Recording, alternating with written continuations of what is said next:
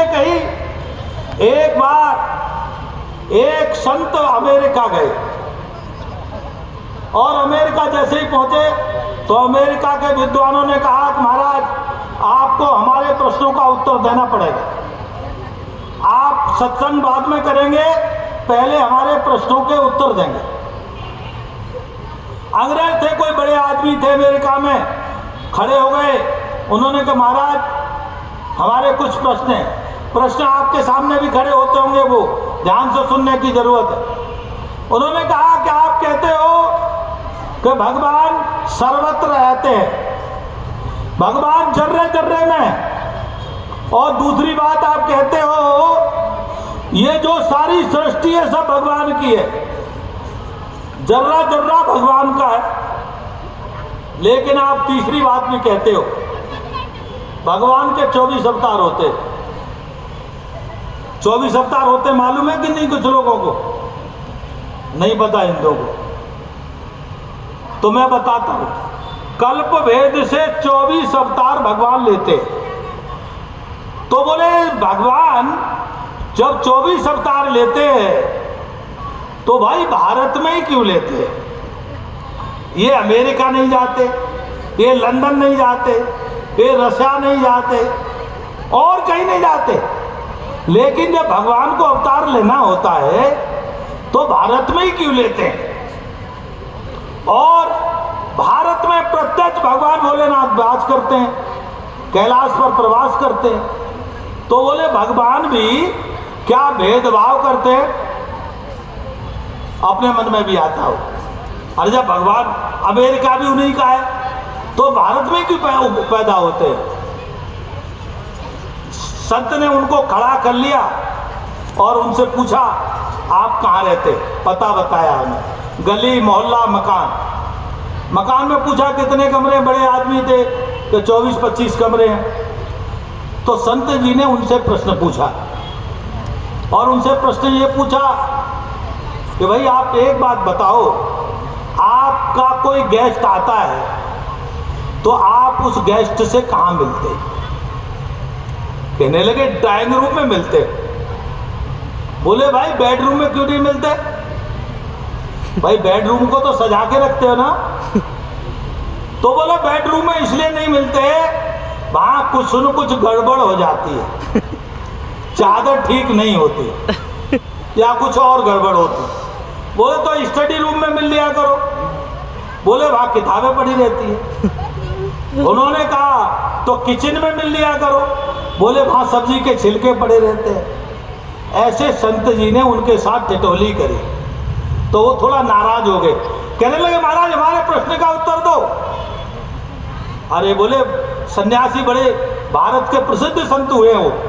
उन्होंने कहा देखो हम तो सन्यासी हैं, हमको तो जहाँ रात को जगह मिल जाती है रुक जाते, लेकिन तुम्हारे रूमों का क्या काम है तुम जानो। तो उन्होंने कहा अच्छा तुम ही बताओ कि आप ड्राइंग रूम में ही क्यों मिलते हो? तो उन्होंने कहा महाराज हम ड्राइंग रूम में इसलिए मिलते हैं कि ड्राइंग रूम वेल मेंटेन रहता है। अंग्रेजी का शब्द है, हिंदी में उसे कहते हैं सब कुछ ठीक ठाक।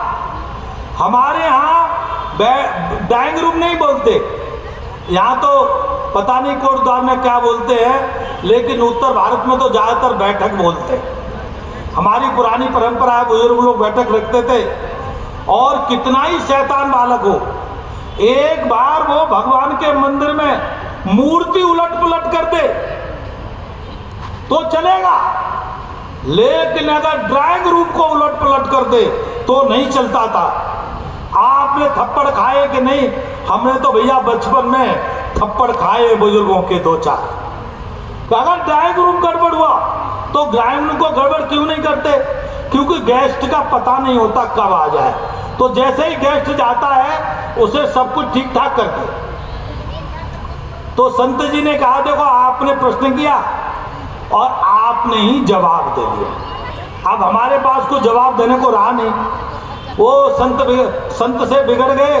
अंग्रेज कहने लगे महाराज आप बच के नहीं जा सकते, अब तक जितने महात्मा आते सब बच के चले जाते, आप बच के नहीं जाएंगे। बोले भाई जवाब हो गया। बोले नहीं नहीं ठीक से जवाब दो।